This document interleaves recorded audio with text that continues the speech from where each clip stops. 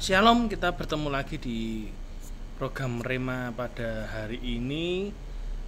Hari ini satu tema yang saya ambil adalah gereja yang ditinggalkan Tuhan. Ketika saya membaca satu kisah perjanjian baru di mana ada seorang anak yang lahir bernama Yohanes Pembaptis, dia adalah anak imam di Bait Allah. Saya mendapatkan satu revelation dari Tuhan bahwa Yohanes Pembaptis itu merupakan orang yang sangat unik sekali. Dia tidak melayani Tuhan seperti ayahnya di dalam Bait Allah, tetapi dia melayani Tuhan di padang gurun, di tengah kesunyian. Dia memberitakan, bertobatlah, kerajaan Allah sudah dekat, dan dia membaptis orang di sana. Nah, ketika saya memperhatikan kisah tersebut, saya flashback kembali bahwa ketika di zaman Harun, Alkitab mengatakan bahwa dia adalah imam besar yang ditunjuk oleh Tuhan. Sebelumnya ada imam besar yang tidak berayah dan tidak beribu, namanya imam besar Melkisedek, yang pernah bertemu kepada Abraham dan membawa anggur dan roti di tangannya. Itu adalah satu penggambaran bagaimana Yesus itu datang ke dunia sebagai imam besar membawa anggur dan roti, yaitu darah dan tubuhnya sendiri. Dan itu berlanjut ketika Musa disuruh Tuhan mendirikan tabernakel. Lalu dipilihlah Harun sebagai imam besar pertama. Dan sampai berikutnya turun-temurun sampai pada perjanjian baru. Imam besar yang ditunjuk Tuhan itu secara institusi di perjanjian baru, ya imam besar yang berkuasa hari itu mestinya Kayafas, imam besar dan lain sebagainya.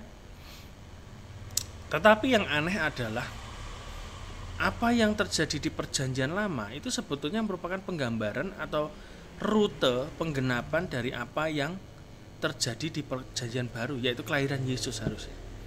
Tetapi yang aneh, terjadi satu pemutusan, istilahnya pemutusan ilahi. Ada jalur yang terputus dari imam besar Kayafas. Itu tiba-tiba muncul Yohanes Pembaptis yang bukan imam besar, tapi orang yang tidak pelayanan di mimbar di Bait Allah, orang yang tidak pelayanan meja di Bait Allah, bukan imam, dia tidak mau jadi imam, tapi dia jadi pengembara di padang gurun. Suara kedatangan Tuhan harusnya diserukan oleh imam besar terakhir yang ada di Bait Allah. Inilah anak domba Allah, harusnya begitu. Tetapi suara itu malah ditangkap oleh Yohanes Pembaptis yang ada di padang gurun, bukan di Bait Allah.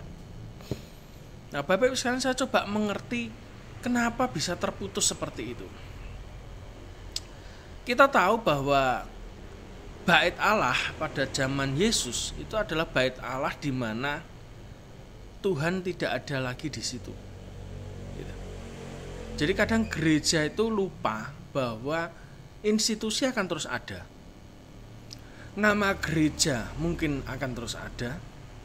Gedung gereja juga terus ada. Tetapi yang tidak ada adalah Tuhan itu sendiri.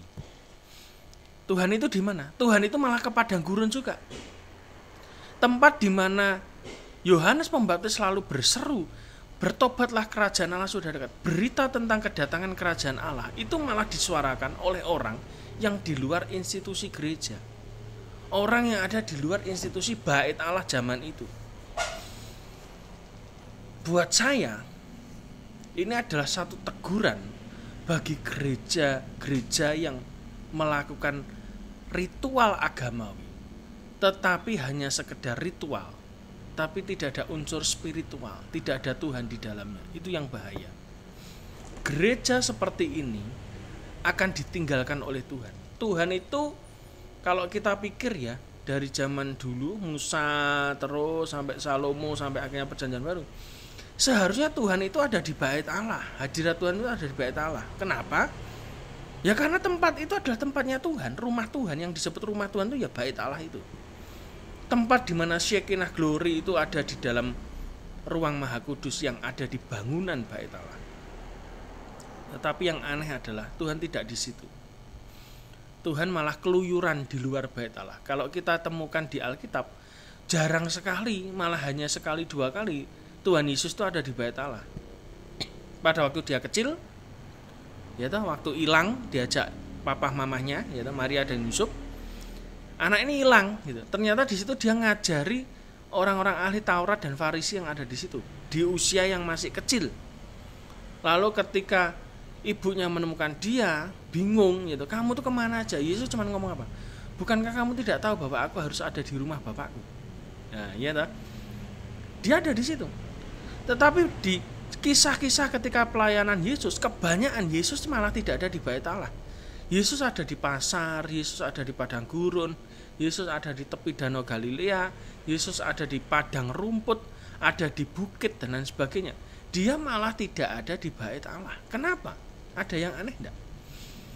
Ini merupakan satu bukan perumpamaan baca, simbolik dari pesan Tuhan bagi kita gereja Tuhan secara institusi. Hari Senin sampai Minggu kita mengadakan berbagai macam ibadah. Hari Senin sampai Minggu kita mengadakan berbagai macam ritual rohani. Dari ibadah anak-anak sampai ibadah kaum senior. Kita ibadah terus. Bahkan ada gereja yang mungkin dalam satu hari ibadah sampai 5-6 kali. Satu pertanyaan yang menggelitik kita hari-hari ini adalah, Tuhannya ada di situ enggak? Jangan-jangan hati Tuhan tuh ada di jalan-jalan, tapi kita masih sibuk asik masuk mengadakan ritual di dalam gedung gereja yang megah. Kita lupa bahwa hati Tuhan ada di jalan-jalan. Hati Tuhan ada di jiwa-jiwa yang di luar institusi bait Allah. Tetapi kita masih sibuk dengan aktivitas kegiatan di bait Allah, dan kita berani mengatakan aku menyenangkan Tuhan, menyenangkan hati Tuhan. Padahal yang disenangkan itu tidak ada di situ. Yang disenangkan itu malah ada di pasar, di rumah sakit, di jalanan, di rumah-rumah orang. Dia ngunjungi Sakeus, dia ngunjungi pelacur, dia ngunjungi orang sakit, orang lumpuh, orang buta, orang kusta, yang orang saja tidak mau memegang. Jangan-jangan selama ini kita pelayanan di dalam gedung, tapi kita hanya melayani ritual agamawi kita. Tapi kita tidak melayani Tuhan. Karena Tuhan tidak ada di situ. Tuhan ada di mana-mana. Tuhan sedang ngeluyur kemana-mana. Tapi kita tidak follow Jesus. Tapi kita membuat supaya Tuhan follow us dengan segala aktivitas kita, dengan segala kegiatan kita. Karena itu kita perlu koreksi, apakah yang kita kerjakan itu sesuai dengan hatinya Tuhan. Di Banjir Rejeki ini ibadahnya terlalu nyantai menurut saya memang. Pelayan Tuhan datang, latihan sebentar langsung tampil. Sampai akhirnya ada seorang pendoa yang mendapat penglihatan unik ketika datang di Banjir Rejeki. Ketika saya beri kesempatan beliau khotbah, dia kaget. Baru kali ini dia melihat Tuhan Yesus itu duduk santai di dekat mimbar, ya toh, dengan pakai kaos oblong dan celana jeans seadanya. Dia tidak pernah lihat itu sebelum. Dia tidak pernah dikasih penglihatan Tuhan seperti itu. Kenapa? Yang dia lihat biasanya adalah Tuhan datang pakai mahkota, Tuhan datang pakai jubah dengan kemuliaan dan lain sebagainya, dengan otoritas, dengan pedang dan lain sebagainya. Tapi khusus di Banjir Rejeki, kok Tuhan kelihatannya santai sekali ya? Kenapa? Humi di sini. Dan bahkan dia kesannya merendahkan dirinya untuk menyesuaikan dengan kondisi yang ada di Banjir Rejeki, orang-orang yang hadir. Orang-orang sederhana, orang-orang tanda kutip yang tidak diterima oleh gereja secara institusi, tetapi mereka datang dengan hati mereka. Dan saya merasa itu adalah satu konfirmasi dari apa yang kita kerja. Kita tidak pernah meritualkan sebuah ibadah di tempat ini. Kenapa? Karena saya ingin memang orang-orang datang itu dengan bebas, secara family, secara keluarga. Mereka datang, mereka senang ketemu teman saudara seiman yang lain dari gereja-gereja yang berbeda-beda, tidak satu denominasi tok. Mereka datang, mereka dengar firman dari berbagai macam nabi-nabi dari segala bangsa. Dan yang melayani Tuhan juga tidak merasa tertekan, harus latihan, harus begini, harus puasa, harus doa. Enggak. Apa adanya datang pada Tuhan. Makanya jangan heran. Ada orang yang mengatakan, "Loh si A ini kok hidupnya enggak layak, tapi kenapa kok boleh pelayanan di Banjir Rezeki?" Siapa yang berani mengatakan hidup si A si B tidak layak? Apakah yang mengatakan itu merasa dirinya layak di hadapan Tuhan? Mungkin si A si B dosanya terekspos di masyarakat. Tetapi yang ngomong pinter sekali menyembunyikan dosa, itu masalahnya. Jadi kelihatan layak gitu aja. Tapi saya cuman dapat satu kata ketika ada omongan orang seperti itu kepada orang lain yang melayani Tuhan. Hidupnya ndak layak, dia cerai, dia begini, dia begitu, dia berzina, dia begini, dia begitu. Saya ngomong, yang ngomong itu loh imannya ndak lebih besar dari yang diomongin kok. Betul ndak? Hendaklah kita ini menyembunyikan ibadah kita, sama seperti kita pintar menyembunyikan aib kita. Lah harusnya begitu. Ya toh. Tapi kita ini mengekspos ibadah kita, pelayanan kita merasa lebih baik. Tapi aib kita sembunyikan semua, gitu loh. Tapi aibnya orang itu kita bisa nunjuk dengan bebas. Karena itu di Banjir Rezeki berbeda. Setiap orang boleh melayani. Setiap orang punya hak yang sama untuk melayani. Setiap orang boleh datang menyembah Tuhan yang sama. Itu bedanya. Di sini tidak ada jenjang karir, ya toh. Setiap orang boleh jadi worship leader, setiap orang boleh jadi singer, setiap orang boleh main musik, apapun siapapun, bahkan agamanya apapun boleh juga. Kenapa? Karena Tuhan itu universal. Saya tidak ngerti bagaimana cara Tuhan bekerja. Yang penting ketika mereka datang mau melayani, buat saya itu lebih baik. Lebih baik mereka diberi kesempatan untuk melayani Tuhannya. Saya tidak ngerti di minggu keberapa nanti tiba-tiba Tuhan mengubah mereka. Daripada mereka ada di jalanan, di gereja pun juga tertolak. Lebih baik ke Banjir Rezeki. Tidak ada satupun yang menolak Anda. Kalau ada ibadah di gereja lain, misalnya kadang ada gereja lain ngadakan KKR, pembicaranya begini, ya toh, masih lokal. Tapi persiapan ibadahnya doa puasa harus menguduskan diri dan sebagainya. Ya enggak apa-apa, itu hak gereja. Tapi di Banjir Rezeki yang datang itu nabi-nabi hebat. Tetapi kita tanpa persiapan memang. Kenapa? Karena saya pengen dan Tuhan ingin kita melayani dengan apa adanya. Tidak usah terlalu memoles diri dengan sesuatu yang kelihatannya rohani, lebih rohani dari yang lain. Percuma. Tuhan itu lihat hati. Makanya di Banjir Rezeki saya bebaskan setiap orang boleh melayani. Punya hak yang sama untuk melayani. Setiap orang juga boleh menyampaikan firman Tuhan. Setiap orang boleh bersaksi dengan bebas. Kenapa? Semua kita sama. Tidak ada yang lebih sakti, tidak ada yang lebih kudus, tidak ada yang lebih suci, tidak ada yang lebih hebat, tidak ada yang lebih fasih lidah. Semua sama. Orang yang ngomong, orang yang tidak bisa ngomong, mau ngomong silakan. Ini adalah keluarga. Dalam keluarga ada yang namanya persamaan. Setiap orang boleh bicara dalam keluarga.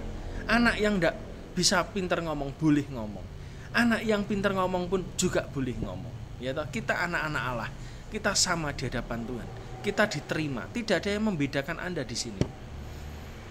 Saya ingin ini bukan jadi institusi bait Allah yang kaku, tapi kita menjadi bukit di mana Yesus boleh ngajar dengan bebas. Ini menjadi tepi Danau Galilea, di mana Yesus boleh naik di atas perahu, dia mengajar kepada semua orang. Saya percaya Yesus ngajar itu pada zamannya bukan cuma orang Yahudi tok. Bukan orang yang percaya Yahweh tok. Enggak, kepada semua orang. Karena semua orang mendapat pesan yang sama. Semua orang mendengar pesan yang sama. Semua orang juga mendapatkan revelation dari mulut yang sama, yaitu Yesus. Dan saya ingin setiap orang yang hadir juga mendapatkan pesan yang sama dari Tuhan. Inilah yang saya inginkan dalam kehidupan kita semua. Kita jangan jadi seperti institusi bait Allah yang kaku. Ndak kudus. skors pelayanan. Oh, enggak ada. Di Banjir Rezeki tidak ada sistem skors. Everyone can serve his Lord. Setiap orang bisa melayani Tuhannya. Setiap orang punya kebebasan yang sama melayani Tuhan. Tidak ada pembatasan. Tidak ada sistem skorsing. Rohani pribadi-pribadi urusan dengan Tuhan. Tapi di tempat ini kita melayani sama-sama Tuhan yang hidup. Jangan pernah menolak orang lain. Jangan pernah menjudge orang lain. Dia lebih buruk dari kita. Jangan-jangan kehidupan kita malah lebih buruk dari mereka. Mereka berani bayar harga untuk datang di tempat ini dengan segala ancaman. Tapi kita yang merasa lebih hebat, lebih rohani, pinter semuanya, kita sendiri tidak berani datang di tempat ini karena kita diancam. Jangan menjudge buku dari covernya, tapi Tuhan lihat hati. Itulah yang sedang dikerjakan oleh Banjir Rezeki di Caruban. Setiap orang boleh melayani. Jadi tidak ada istilah dia melayani karena dia lebih hebat, lebih fasih, ya toh. WL terbaik, bisa menarik hadirat Tuhan. Hadirat Tuhan kok ditarik-tarik. Bisa mendatangkan hadirat Tuhan. Loh, siapa kita kok bisa mendatangkan hadirat Tuhan? Ya toh. Kita itu istilah-istilah gereja lama, jangan dipakai di tempat ini. Setiap orang boleh melayani, setiap orang merasakan hadirat Tuhan yang sama. Kenapa? Karena Yesusnya pakai kaos oblong. Rela merendahkan diri. Malah Yesus yang menyesuaikan diri dengan kerohanian kita semua itu loh, yang nyantai itu loh. Jadi kita coba belajar menghargai kehadiran Tuhan dengan cara kita masing-masing. Tidak ada yang lebih hebat, tidak ada yang lebih kuat, tidak ada yang lebih rohani. Semua sama di hadapan Tuhan. Jadilah Yohanes Pembaptis yang ngerti hatinya Tuhan. Tuhan ada di padang gurun. Keluar dari institusi, dari bait Allahmu, dari kandangmu, pergi jangkau semua orang. Dan Alkitab berkata, jadikan semua bangsa murid dan baptislah mereka. Yang bisa baptis bukan cuma pendeta, kita pun bisa baptis. Kenapa? Karena perintahnya bukan kepada pendeta itu. Yesus ngomong, pergi jadikan semua bangsa muridku dan baptislah mereka dalam nama Bapa, Putra dan Roh Kudus. Siapa yang kasih perintah? Yesus. Perintahnya ke siapa? Semua murid. Kita ini murid Tuhan. Kalau Anda pergi ke pedalaman Kalimantan, ada orang yang minta baptis, tidak usah nunggu pendeta, baptis sendiri. Karena Anda adalah murid. Ketika Anda di desa, ada orang yang minta baptis, baptis hari itu, karena engkau adalah murid. Ketika ada orang di rumah sakit sekarat, minta baptis, baptis hari itu, karena engkau adalah murid. Tidak usah nunggu pendeta. Karena Anda dipakai Tuhan masing-masing. Seperti Yohanes Pembaptis. Dia bukan imam besar di bait Allah, tapi dia bisa baptis.